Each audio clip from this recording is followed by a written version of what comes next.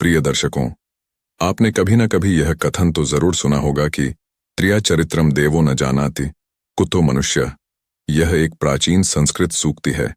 इसका आशय यह है कि स्त्रियों की भावनाओं, विचारों और व्यवहारों को समझना एक जटिल कार्य है जो साधारण मानव मस्तिष्क से परे हो सकता है।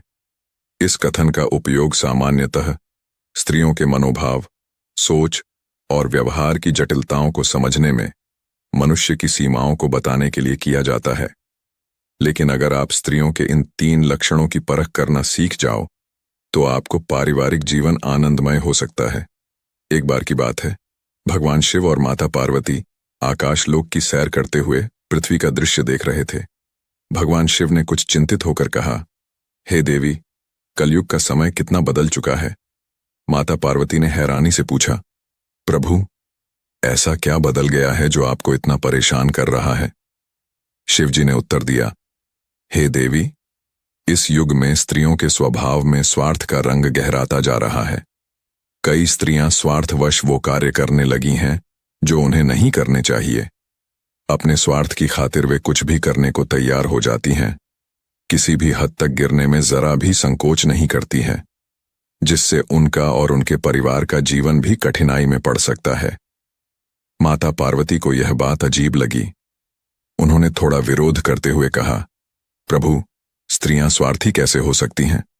ब्रह्मादेव ने नारी जाति को संवेदनशीलता, ममता और करुणा का प्रतीक बनाकर सृजन किया है। आप ऐसे कैसे कह सकते हैं? भगवान शिव ने गंभीरता से कहा, हे देवी, मुझे विश्वास है कि कुछ स्त्रियां ऐसे स्वभाव की हो चुकी हैं, लेकिन अगर आप सहमत नहीं हैं तो मैं आपको एक प्राचीन कथा सुनाता हूं।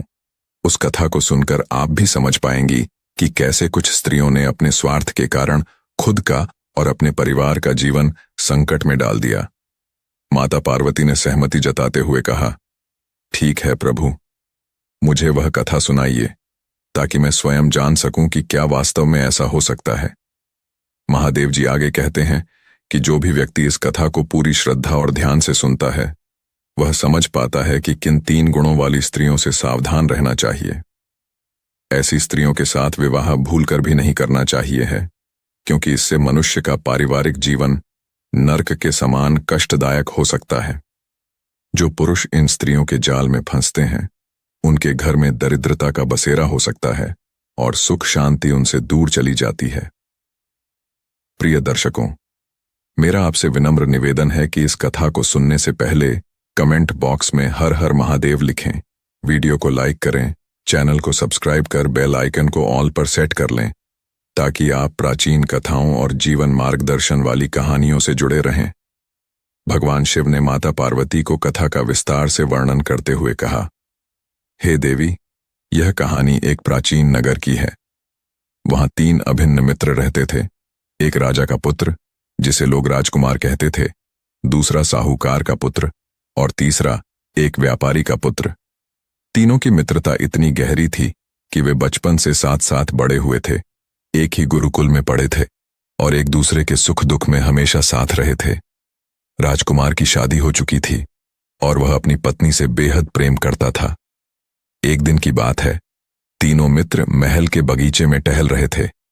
हंसी मजाक के बीच अचानक राजकुमार ने उदासी भरे स्वर में कहा, भाइयों, काफी समय हो गया है कि मैंने अपनी पत्नी को नहीं देखा। वह मायके में है और मुझे उसकी बहुत याद आ रही है। क्यों ना हम कल सुबह ही ससुराल चलें और उसे वापस ले आएं? तुम दोनों भी मेरे साथ चलो, यात्रा में साथ का मजा अलग ही होता है। साहूकार और व्यापारी के पुत्र ने इस प्रस्ताव पर थोड़ा संकोच किया और बोले, भाई, तुम्हारे ससुराल में तो तुम्हारा स्वागत होगा, तुम्हारे लिए महल में आराम का इंतजाम होगा, लेकिन हमारा क्या? हम तो वहां अनजान ठहरेंगे, हमारा कहां ठिकाना होगा? राजकुमार मुस्कुराते हुए बोला, अरे भाइयों, एक रात की ही तो बात है। पास में ही कोई कुटिया देख लेना और वहां रुक जाना। सुबह जल्दी ही हम मिलकर यात्रा के लिए रवाना हो जाएंगे। दोनों मित्र राजकुमार की बात मान गए और अगले दिन तीनों ने यात्रा शुरू कर दी। राजकुमार अपने मित्रों के साथ हंसी खुशी अपने ससुराल की ओर चल पड़ा। रास्ता लंबा था और चलते चलते 2 दिन बीत गए। अंततः वे उस नगर के पास पहुंचे जहां राजकुमार की ससुराल थी।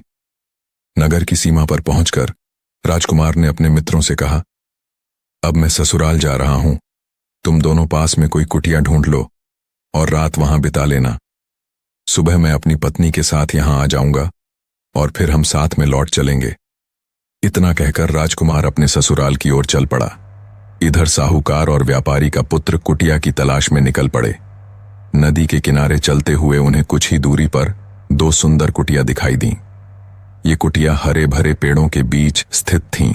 उनके चारों ओर का वातावरण शांति से भरा था। कुटिया के पास ही एक साफ नदी बह रही थी, जिसका निर्मल जल चमक रहा था।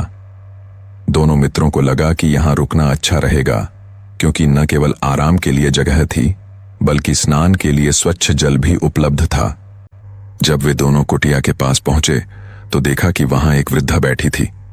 उस वृद्धा का चेहरा अनुभव और सादगी से भरा हुआ था। दोनों मित्र उसके पास पहुंचे और विनम्रता से बोले, माता, हम यात्री हैं और एक रात के लिए इस कुटिया में ठहरने की अनुमति चाहते हैं। हम सुबह होते ही यहां से चले जाएंगे। वृद्धा ने उनकी बात सुनकर गंभीरता से कहा, बेटा, कहीं भी ठहरना चाहो तो ठहर सकते हो, लेकिन इस कुटिया में रात मत गुजारना। यह स्थान तुम लोगों के लिए सुरक्षित नहीं है। दोनों मित्र यह सुनकर अचरज में पड़ गए। साहूकार का बेटा, जो भोला और सरल स्वभाव का था, थोड़ी घबराहट के साथ बोला, माता, ऐसा क्यों? इस कुटिया में रुकने में क्या खतरा है? यहां तो सभी सुविधाएं हैं और हम कोई बुरा काम करने नहीं आए हैं। वृद्धा ने गहरी सांस लेते हुए कहा, यह कुटिया सामान्य नहीं है। यहां कई रहस्य छिपे हैं और यह जगह बहुत खतरनाक है। जिन लोगों ने यहां रुकने की कोशिश की, उनमें से कुछ को अपनी जान गंवानी पड़ी। तुम्हें एक आखिरी बार चेतावनी देती हूं, यहां मत रुको। व्यापारी का पुत्र, जो चालाक और बुद्धिमान था, वृद्धा की बातों को हल्के में नहीं लेना चाहता था। उसने वृद्धा से पूछा, माता, कृपया हमें विस्तार से बताएं कि यहां रुकने में क्या खतरा है। हम बिना वजह डरना नहीं चाहते। वृद्धा ने गंभीरता से दोनों मित्रों की ओर देखा और कहा, बेटा, यह स्थान दिखने में जितना शांत लगता है, उतना ही खतरनाक है। रात होते ही यहां अजीब घटनाएं घटती हैं, जिनकी कोई व्याख्या नहीं कर सकता। यहां रुके हुए लोग डरावने अनुभव से गुजरते हैं और कई लोगों की तो सुबह की पहली किरण भी देखने की इच्छा अधूरी रह जाती है। यह सुनकर साहूकार का पुत्र थोड़ा डर गया, पर व्यापारी का पुत्र चतुराई से बोला, माता, यदि ऐसा है तो हम यह चुनौती स्वीकार करेंगे। हम रात यहां रुकेंगे और देखेंगे कि आपके कथन में कितनी सच्चाई है। दोनों मित्रों ने वृद्धा की चेतावनी को नजरअंदाज करते हुए कुटिया में रुकने का निर्णय लिया।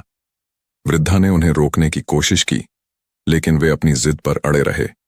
दोनों मित्र कुटिया में प्रविष्ट हो गए और रात्रि का इंतजार करने लगे, लेकिन उन्हें इस बात का बिल्कुल अंदाजा नहीं था कि आने वाली रात उनके जीवन में कैसा रहस्य और संकट लेकर आने वाली है।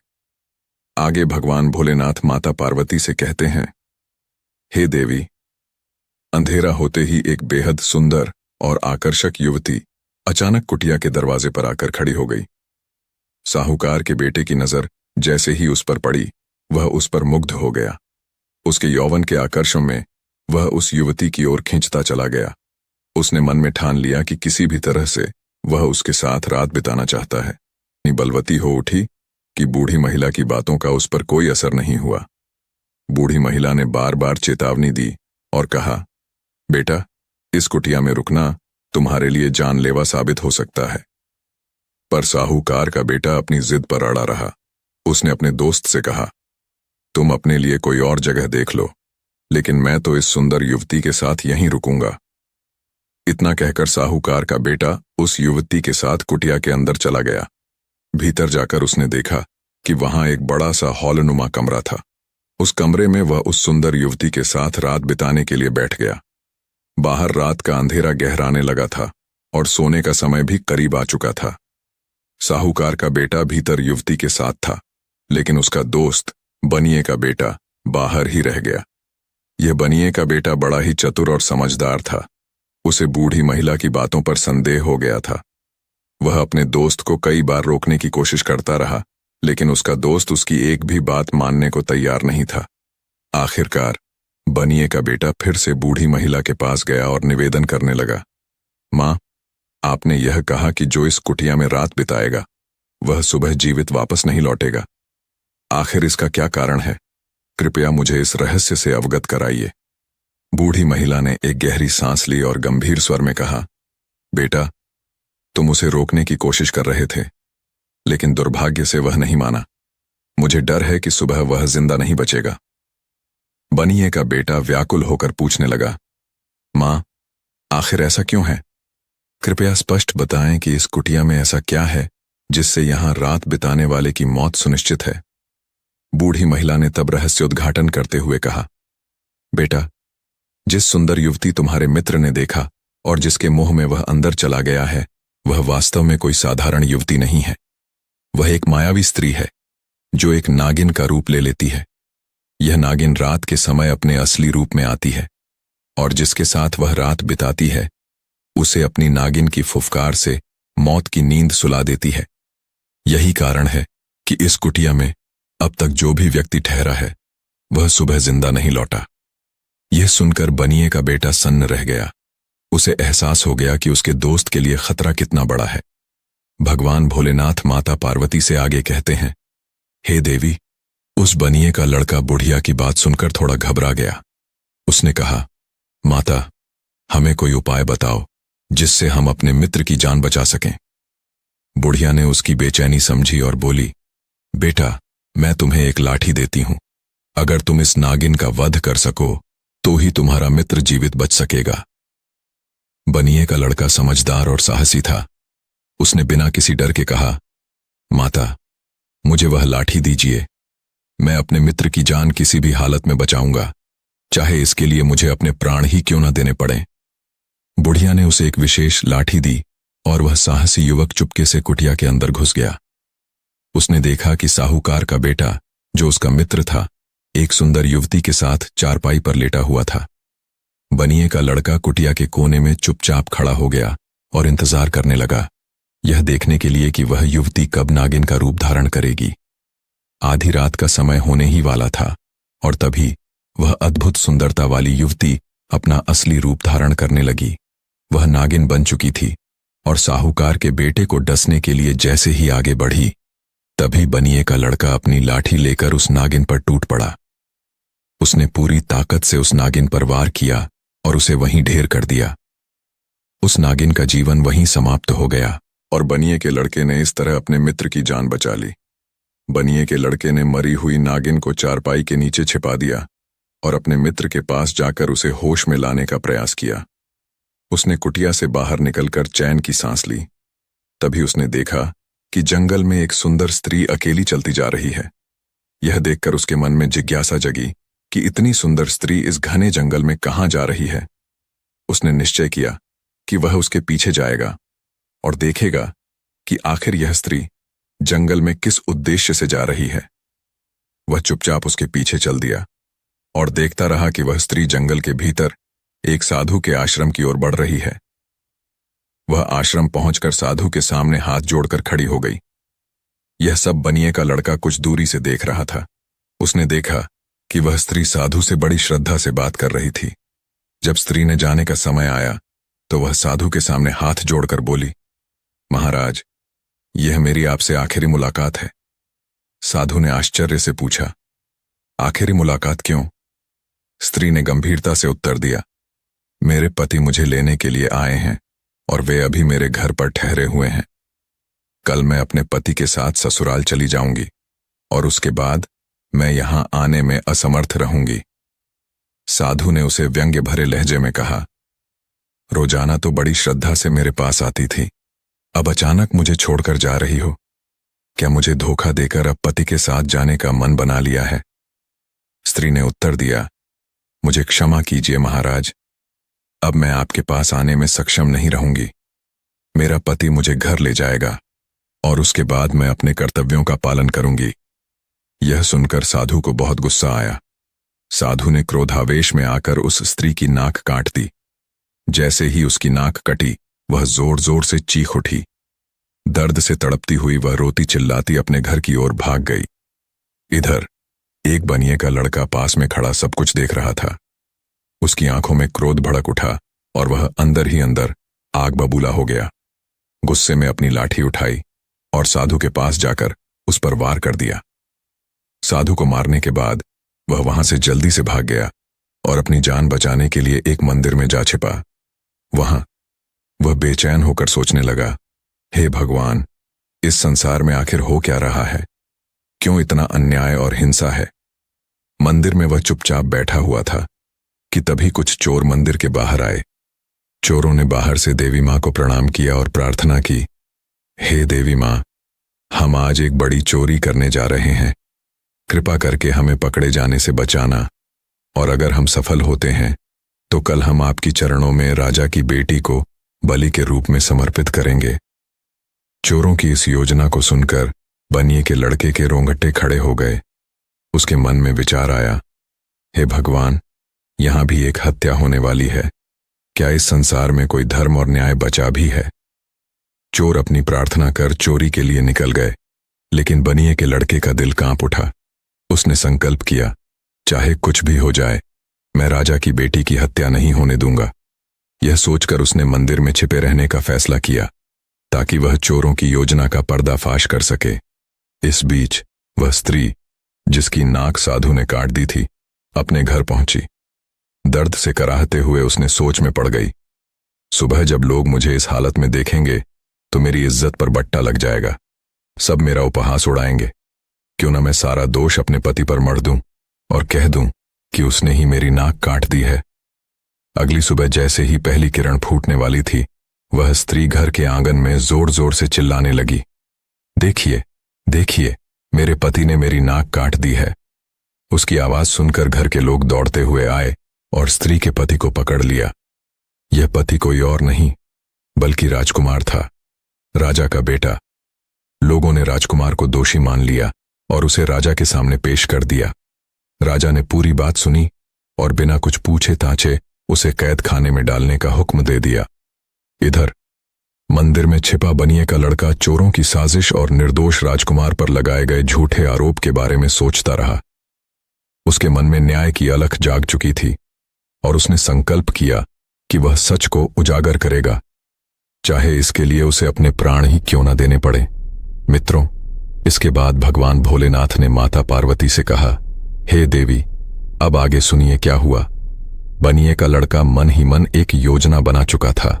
उसे पता था कि चोर राजा की बेटी को पकड़कर जरूर लाएंगे और उसका बलिदान करने का प्रयास करेंगे, लेकिन उसने ठान लिया था कि वह उस लड़की की रक्षा के लिए कुछ भी कर जाएगा।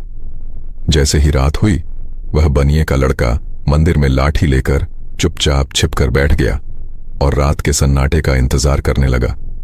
आधी रात का समय हुआ, चारों ओर खामोशी छाई हुई थी।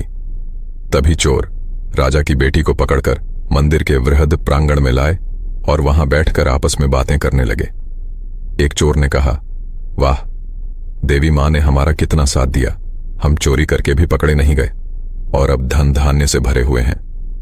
उनके मन में देवी मां के प्रति आभार था और वह एक दूसरे को उनकी कृपा की सराहना कर रहे थे।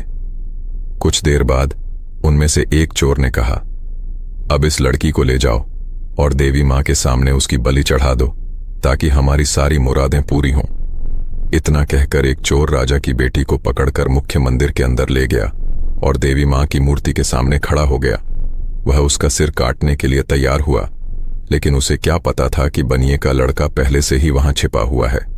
जैसे ही उसने खंजर उठाया, बनिए के लड़के ने तेजी से लाठी से वार किया और उस चोर को वहीं ढेर कर दिया। उसने ढेर हुए बदमाश को खींचकर एक किनारे छिपा दिया था ताकि उसके अन्य साथी सच्चाई न जान सकें। मंदिर के बाहर बैठे चोरों को ज्यादा समय बीतने का एहसास हुआ तो उनमें से एक चोर बोला, भाई, वह अंदर गया था पर अब तक वापस नहीं आया। जरा देख कर आ कि उसने बलिदान पूरा किया या नहीं। ये देखने के लिए जैसे ही दूसरे चोर ने अंदर कदम रखा और जैसे ही वह देवी मां की मूर्ति के पास पहुंचा, बनिए का लड़का फिर से तैयार था। उसने झट से अपनी लाठी से हमला किया और दूसरे चोर को भी वहीं समाप्त कर दिया। इसी प्रकार एक एक करके बनिए के लड़के ने सारे चोरों को मार गिराया और राजा की बेटी की जान बचा ली। सभी चोर मारे जाने के बाद अब वह लड़की निर्भय हो गई थी। बनिए के लड़के ने उससे कहा, चलो, मैं तुम्हें सुरक्षित तुम्हारे महल तक छोड़ देता हूं। लड़की डरी हुई थी, लेकिन वह उसके साथ चल पड़ी। रास्ते भर वह सोचती रही कि इस युवक ने न केवल उसकी जान बचाई, बल्कि बहादुरी और साहस का अनोखा परिचय भी दिया। धीरे धीरे वह उसके प्रति आकर्षित हो गई और उसे मन ही मन चाहने लगी। महल के पास पहुंचते ही राजा की बेटी ने बनिए के लड़के से कहा, तुमने मेरी रक्षा की है, मैं तुम्हें अपना जीवन साथी बनाना चाहती हूं, क्या तुम मुझसे विवाह करोगे? लेकिन बनिए के लड़के ने शालीनता से जवाब दिया, राजकुमारी, मैंने आपकी रक्षा की क्योंकि यह मेरा कर्तव्य था, लेकिन इसका मतलब यह नहीं कि मैं आपसे विवाह कर सकता हूं। राजा की बेटी को यह सुनकर गुस्सा आ गया। उसने क्रोधित होकर कहा, अगर तुमने मुझसे विवाह नहीं किया तो मैं राजा से कहकर तुम्हें जेल भिजवा दूंगी। बनिए का लड़का मुस्कुराया और शांत स्वर में कहा, जैसी आपकी इच्छा राजकुमारी, लेकिन मेरी आत्मा और सिद्धांत मुझे विवाह के लिए इजाजत नहीं देते हैं। भगवान भोलेनाथ ने माता पार्वती से कहा, हे देवी, उस समय एक राजा की बेटी महल के पास खड़ी होकर जोर जोर से चिल्ला रही थी। वह कह रही थी, बचाओ, यह व्यक्ति मुझे पकड़कर ले जाना चाहता था और मेरी इज्जत लूटने की कोशिश कर रहा था। उसकी आवाज सुनकर राजा के सैनिक तुरंत भागकर वहां पहुंचे और उस व्यापारी के बेटे को पकड़ लिया। फिर वे उसे राजा के दरबार में ले गए और सारा वृतांत राजा के सामने प्रस्तुत किया। सैनिकों ने कहा, महाराज, यह आपके बेटी की इज्जत लूटना चाहता था। यह उसे जबरन पकड़कर ले जा रहा था, मगर आपकी बेटी ने साहस दिखाकर चिल्ला दिया। यदि वह आवाज न उठाती तो यह अत्याचार कर सकता था। यह सुनकर राजा के क्रोध का ठिकाना नहीं रहा। उन्होंने तुरंत व्यापारी के बेटे को कैद खाने में डालने का आदेश दिया। संयोग से उस कैद खाने में व्यापारी के बेटे के दोनों मित्र पहले से ही मौजूद थे, एक साहूकार का बेटा और दूसरा राजा का ही पुत्र। साहूकार के बेटे को तो पहले ही पकड़ लिया गया था, क्योंकि उस पर आरोप था कि उसने एक सुंदर वेश्या का वध किया था। अब कैद खाने में तीनों मित्र फिर से मिल गए। वे अपने अपने अपराधों के आरोप में वहां बंद थे और आपस में बातचीत करने लगे।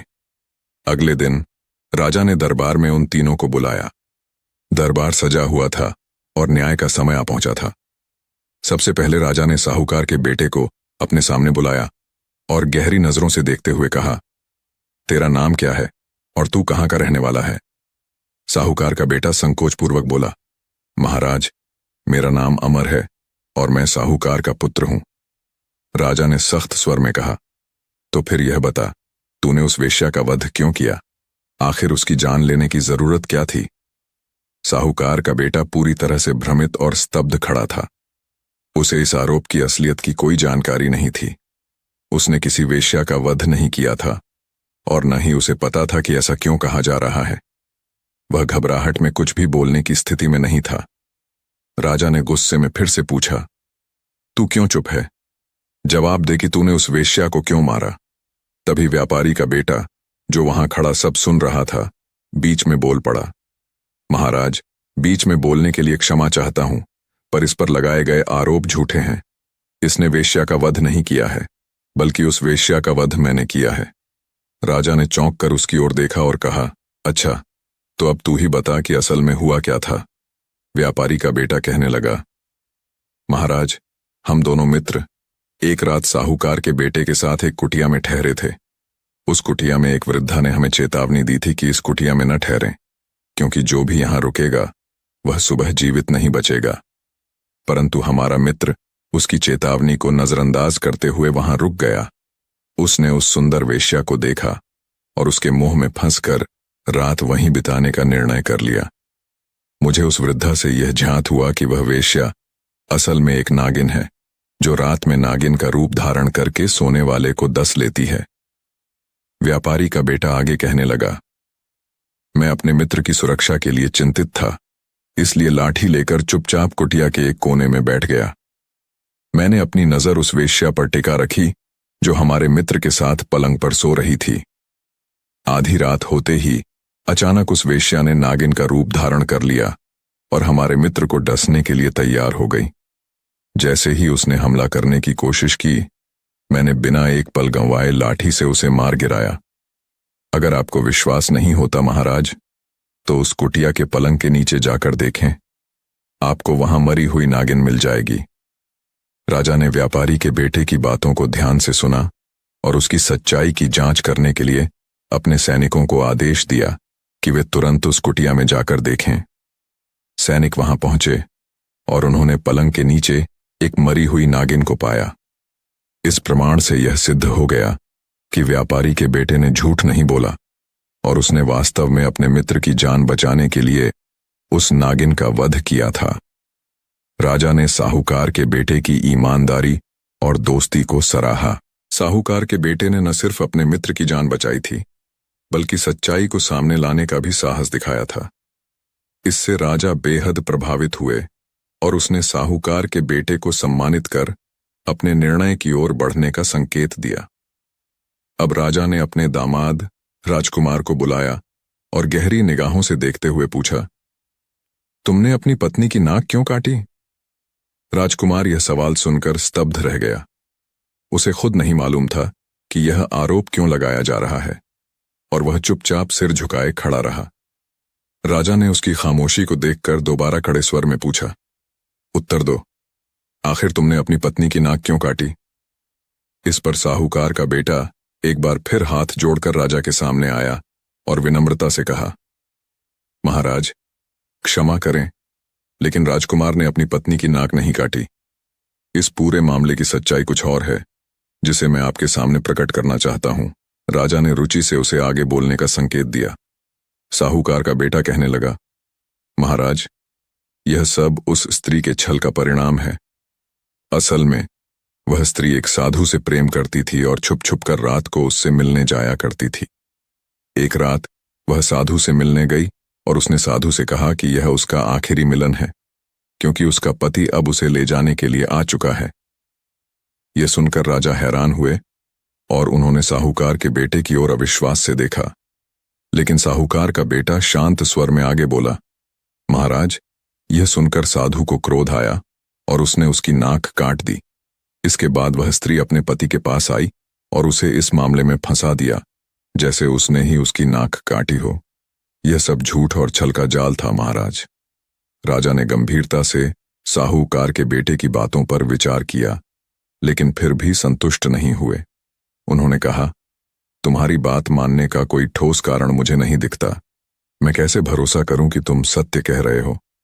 इस पर साहूकार का बेटा शांत और दृढ़ स्वर में बोला, महाराज, मैं सच्चाई के अलावा कुछ नहीं कह रहा हूं। यदि आपको मेरी बात पर संदेह है तो अपने सैनिकों को उस साधु के आश्रम भेजें। वहां आप उस साधु के मृत शरीर को पाएंगे, क्योंकि मैंने सत्य की स्थापना के लिए उस पाखंडी साधु का वध कर दिया है। राजा ने सैनिकों को तुरंत साधु के आश्रम भेजा। कुछ समय बाद सैनिक लौटे और राजा को सूचित किया, महाराज, साहूकार के बेटे ने जो कहा वह सत्य है। हमें आश्रम में साधु का मृत शरीर मिला है।